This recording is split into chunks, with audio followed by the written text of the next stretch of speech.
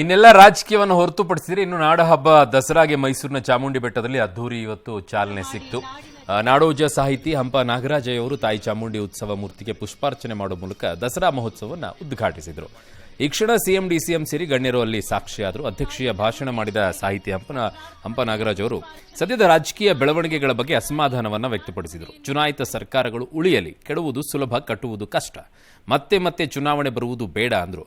ಎಷ್ಟೇ ಅಡ್ಡಿ ಆತಂಕ ಎದುರಾಗ್ತಿದ್ರೂ ಸಿಎಂ ಡಿಸಿಎಂ ಎದೆಗುಂದದೆ ಗಟ್ಟಿಯಾಗಿ ನಿಂತಿದ್ದಾರೆ ಅಂತ ವ್ಯಾಖ್ಯಾನಿಸಿದರು.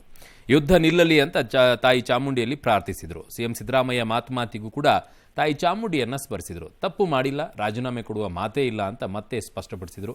ಇದರ ಮಧ್ಯೆ ಮೈಸೂರಿನ ಅರಮನೆಯಲ್ಲಿ ಸಂಪ್ರದಾಯದಂತೆ ಖಾಸಗಿ ದರ್ಬಾರ್ ಕೂಡ ನಡೆಯಿತು. ಇದೇ ವೇಳೆ ವಿವಿಧ ದಸರಾ ಉತ್ಸವಗಳಿಗೆ ಚಾಲನೆ ಕೂಡ ಸಿಕ್ತು.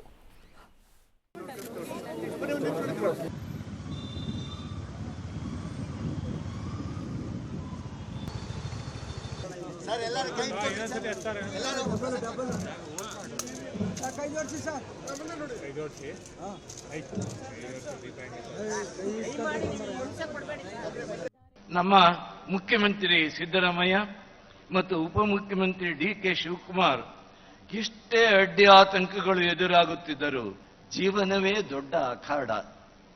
ಅದರಲ್ಲಿ ಜೀವನದ ಅಖಾಡದಲ್ಲಿ ಧೃತಿಗೆಡದೆ ತೊಡೆ ತಟ್ಟಿ ನಿಲ್ಲಲೇಬೇಕು. ಯಾವ ಪಕ್ಷವು ಶಾಶ್ವತವಾಗಿ ಅಧಿಕಾರದಲ್ಲಿ ಇರುವುದು ಅಸಾಧ್ಯ. ಸೋತ ಪಕ್ಷವು ಮತ್ತೆ ಅಧಿಕಾರಕ್ಕೆ ಬರಲು 5 ವರ್ಷದಲ್ಲಿ ಸಜ್ಜಾಗಬಹುದು. ಸರ್ಕಾರವನ್ನು ಉರುಳಿಸುವ ದುರಾಲೋಚನೆ ಬರಬಾರದು. ಚಾಮುಂಡೇಶ್ವರಿ ಕೃಪೆಯಿಂದ ಇಲ್ಲಿವರೆಗೆ ಯಾವ ತಪ್ಪನ್ನು ಕೂಡ ಮಾಡಿಲ್ಲ. ತಪ್ಪು ಮಾಡಿದ್ರೆ ಇಷ್ಟೊಂದು ದೀರ್ಘಕಾಲ ರಾಜಕಾರಣದಲ್ಲಿ ಉಳಿಲಿಕ್ಕೆ ಸಾಧ್ಯ ಆಗ್ತಾ ಇರಲಿಲ್ಲ. ದೇವರಾಜ ಅರಸರವ್ರನ್ನ ಬಿಟ್ರೆ 5 ವರ್ಷಗಳ ಪೂರ್ಣಾವಧಿಯನ್ನ ಪೂರೈಸಿದಂತ ಮುಖ್ಯಮಂತ್ರಿ ಯಾರು ಇದ್ರೆ ಅದು ಸಿದ್ದರಾಮಯ್ಯ ಅಂತಕ್ಕಂಥ ಮಾತುಗಳನ್ನು ಹೇಳಲಿಕ್ಕೆ, ನಿಮ್ಮೆಲ್ಲರ ಆಶೀರ್ವಾದ, ಈ ರಾಜ್ಯದ ಜನರ ಆಶೀರ್ವಾದ ಈ ಸರ್ಕಾರದ ಮೇಲೆ, ಸಿದ್ದರಾಮಯ್ಯನ ಮೇಲೆ ಇರೋವರೆಗೆ ಯಾರು ಕೂಡ ಏನು ಮಾಡಲಿಕ್ಕೆ ಸಾಧ್ಯ ಇಲ್ಲ. ಇವತ್ತೊಂಥರ ಡಿಫ್ರೆಂಟ್ ಸಿಎಂ ನೋಡಿದ್ವಿ ಅನ್ಸುತ್ತೆ. ಹಣೆಲ್ ಕುಂಕುಮ, ಚಾಮುಂಡಿ ಆಶೀರ್ವಾದ.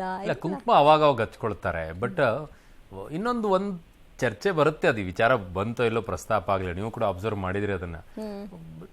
ಪೇಟ ಹಾಕೊಳ್ಳುವಂತ ವಿಚಾರದಲ್ಲಿ ಯಾಕೋ ಸ್ವಲ್ಪ ಹಿಂದೇಟ್ ಹಾಕಿದ್ರು. ಬೇರೆ ಟೈಮಲ್ಲಿ ಎಲ್ಲಾದ್ರೂ ಹೋದ ದರ್ಗಾಗೆಲ್ಲ ಹೋದಾಗ ಟೋಪಿ ಹಾಕೊಳ್ಳಲ್ವಾ, ಅದನ್ನ ಹಾಕೋಬಿಡ್ಬೇಕಾಗಿತ್ತು. ಅಷ್ಟೊಂದೆಲ್ಲ ಚಾಮುಂಡಿ ತಾಯಿಯನ್ನ ಸ್ಮರಿಸಿದಾಗ ಒಂದು ಟೋಪಿಯನ್ನು ಹಾಕೊಳ್ಳೋಕೆ ಏನಾಗಿತ್ತು, ಪೇಟವನ್ನು ಹಾಕೊಳ್ಳೋಕೆ ಏನಾಗಿರೋದು ಆಯ್ತು. ಬಟ್ ಇನ್ನೊಂದು ಹೇಳ್ತಾ ಇದ್ರು, ವಾಮ ಮಾರ್ಗದ ವಿಚಾರವನ್ನ ಪ್ರಸ್ತಾಪ ಮಾಡ್ತಿದ್ರು ಹಂಪ ನಾಗರಾಜ್ ಅವರೇ, ಸರ್ಕಾರ ಉಳಿಸುವಂತ ವಿಚಾರದಲ್ಲಿ. ಸರ್, ಹೊಸದಲ್ಲ ಸರ್, ಇದು ಹೊಸದಲ್ಲ. ಸದನದ ಒಳಗಡೆಗೆ, ಲೋಕಸಭೆ ಸದನದ ಒಳಗಡೆಗೆ ಹೇಳಿರೋದು 50 ಬಾರಿ ಹಿಂದೆ ಕಾಂಗ್ರೆಸ್ ಅಧಿಕಾರದಲ್ಲಿದ್ದಂಥ ಸಂದರ್ಭದಲ್ಲಿ 50 ಬಾರಿ 356 ಆರ್ಟಿಕಲ್ ಅನ್ನು ಹಾಕ್ಬಿಟ್ಟು ರಾಷ್ಟ್ರಪತಿ ಆಳ್ವಿಕೆಯನ್ನು ಹೇರಿರುವಂಥ ಉದಾಹರಣೆ ಇದೆ.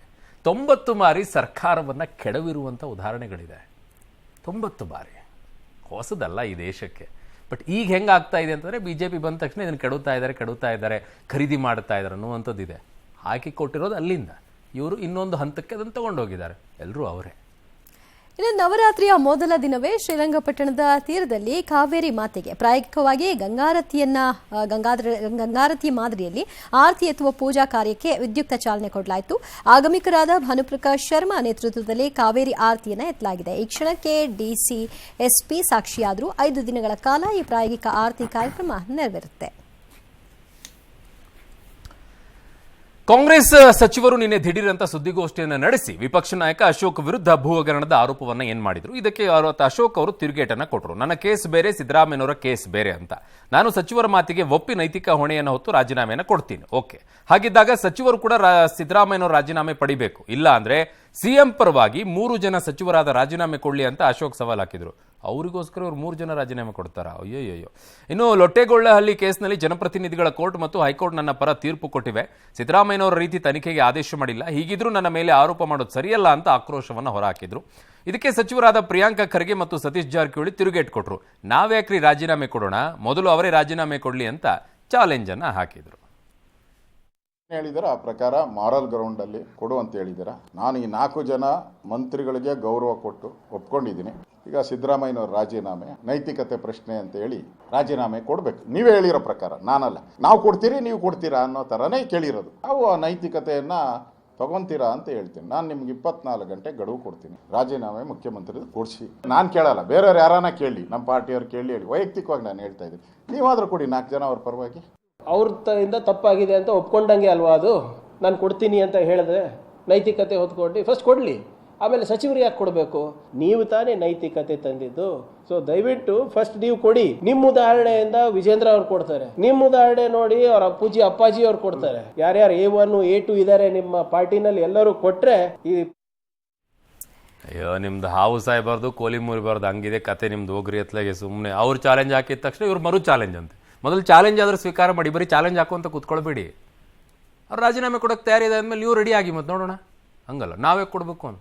ಚೆನ್ನಾಗಿದೆ ನಿಮ್ದು, ಹಾವು ಸಾಯ್ಬಾರ್ದು ಕೋಲು ಮುರಿಬಾರ್ದು. ಇನ್ನು ರಾಜ್ಯ ರಾಜಕೀಯದಲ್ಲಿ ವಿವಾದಾತ್ಮಕ ಹೇಳಿಕೆಗಳಿಗೆ ಕೊನೆ ಇಲ್ಲದಂತಾಗಿದೆ. ಇದೀಗ ಸಾವರ್ಕರ್ ಬಗ್ಗೆ ಆರೋಗ್ಯ ಸಚಿವ ದಿನೇಶ್ ಗುಂಡೂರಾವ್ ನಿನ್ನೆ ನೀಡಿದಂತಹ ಹೇಳಿಕೆಯೊಂದು ಚರ್ಚೆಗೆ ಗ್ರಾಸವಾಯಿತು. ಸಾವರ್ಕರ್ ಬ್ರಾಹ್ಮಣರಾಗಿದ್ರು, ಮಾಂಸ ಸೇವಿಸ್ತಾ ಇದ್ರು ಅಂತ ದಿನೇಶ್ ಹೇಳಿಕೆ ಕೊಟ್ಟರು. ಇದು ಸಹಜವಾಗಿ ಕೇಸರಿ ಪಡೆಯನ್ನ ಕೆರಳಿಸಿತು. ವಿಪಕ್ಷ ನಾಯಕ ಅಶೋಕ್, ಕೇಂದ್ರ ಸಚಿವ ಸೋಮಣ್ಣ, ಮಾಜಿ ಸಿಎಂ ಜಗದೀಶ್ ಶೆಟ್ಟರ್, ಸಿಟಿ ರವಿ ಸೇರಿ ಹಲವರು ಖಂಡಿಸಿದ್ರು. ಇದರ ನಡುವೆಯೂ ತಮ್ಮ ಹೇಳಿಕೆಯನ್ನ ದಿನೇಶ್ ಗುಂಡೂರಾವ್ ಸಮರ್ಥನೆ ಮಾಡಿಕೊಂಡ್ರು.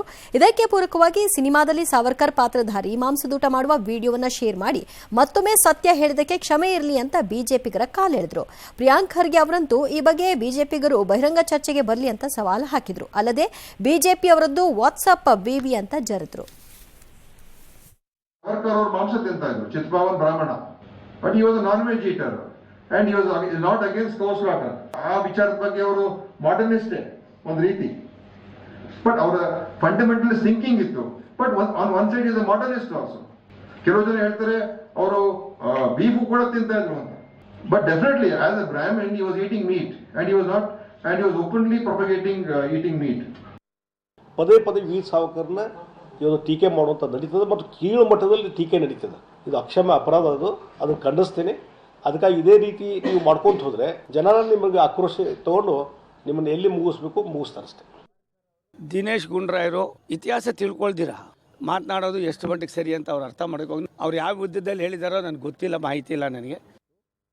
ನಾನು ಹೇಳಿರುವಂಥದ್ದಲ್ಲಿ ಯಾವುದೂ ಹೊಸ ವಿಷಯನೇ ಇಲ್ಲ, ಎಲ್ಲ ಬರೆದಿರೋದು ಗೊತ್ತಿರೋ ವಿಚಾರಗಳೇ. ಗಾಂಧಿಯವರು ಒಬ್ಬ ಧಾರ್ಮಿಕ ವ್ಯಕ್ತಿ, ದೇವರು ಗಾಂಧಿಯವರು ಆಸ್ತಿಕ, ಸಾವರ್ಕರ್ ಅವರು ನಾಸ್ತಿಕರು, ಗಾಂಧಿಯವರು ಸಸ್ಯಾಹಾರಿ, ಸಾವರ್ಕರ್ ಅವರು ಮಾಂಸಾಹಾರಿ.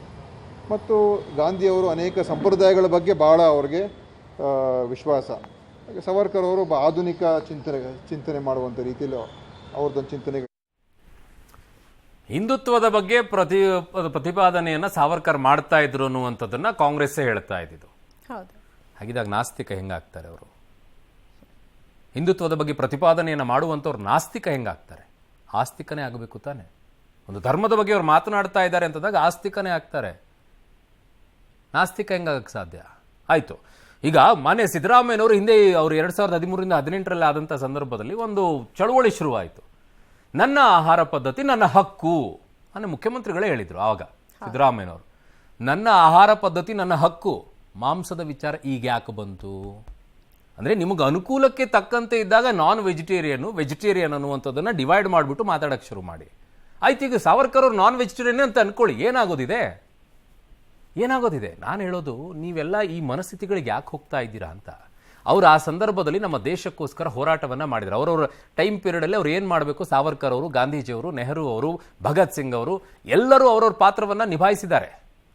ಅವರನ್ನು ಈಗ ಎಳದ್ ತಂದು ತಂದು ತಂದು ತಂದು ಹಾಳು ಮಾಡಿ ಇಡ್ತಾ ಇದ್ದೀರಾ. ಅವ್ರ ಬಗ್ಗೆ ಇರುವಂಥ ನಂಬಿಕೆಗಳು ಗಾಂಧಿ ಬಗ್ಗೆನೂ ಹೊರಟೋಗ್ತಾ ಇದೆ, ಸಾವರ್ಕರ್ ಅವ್ರ ಬಗ್ಗೆನೂ ಹಂಗೆ ಮಾಡ್ತಾ ಇದ್ದೀರಾ, ಭಗತ್ ಸಿಂಗ್ ಅವ್ರ ಬಗ್ಗೆನೂ ಹಂಗೆ ಮಾಡ್ತಾ ಇದ್ದೀರಾ, ಸುಭಾಷ್ ಚಂದ್ರ ಬೋಸ್ ಅವ್ರ ಹಂಗೆ ಮಾಡ್ತಾ ಇದ್ದೀರಾ. ಏನು ಬೇಕೋ ನಿಮ್ಗೆ ಆ ಥರ ಮಾಡ್ತಾ ಇದ್ರು, ಬಿಡಿಯವನ್ನೆಲ್ಲ.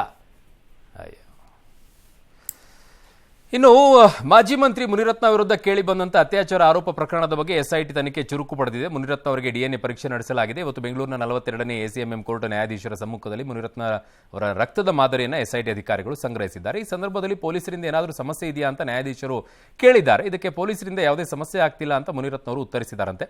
ಆದರೆ ಇದೆಲ್ಲ ತಮ್ಮ ವಿರುದ್ಧ ನಡೆದಿರುವ ಪಿತೂರಿ ಅನ್ನೋದನ್ನು ಕೂಡ ನ್ಯಾಯಾಧೀಶರ ಮುಂದೆ ಮುನಿರತ್ನ ಅವರು ಅಳಲು ತೋಡಿಕೊಂಡಿದ್ದಾರೆ ಅಂತಿದ್ದಾರೆ. ಸಾವರ್ಕರ್ ಬಗ್ಗೆ ಇನ್ನೊಂದು ಹೇಳ್ಬಿಡ್ತೀನಿ. ಅಲ್ಲಿ ಏನು ಅಂತಂದ್ರೆ ಮಹಾತ್ಮ ಗಾಂಧೀಜಿಯವರು ಕೂಡ ಏನು ಸ್ಟಾರ್ಟಿಂಗ್ ಇಂದ ವೆಜಿಟೇರಿಯನ್ ಇರಲಿಲ್ಲ. ಅವರು ನಾನ್ ವೆಜಿಟೇರಿಯನ್ ಆಗಿದ್ರು, ಆಲ್ಕೋಹಾಲ್ ಕೂಡ ಸೇವನೆ ಮಾಡ್ತಾ ಇದ್ರು.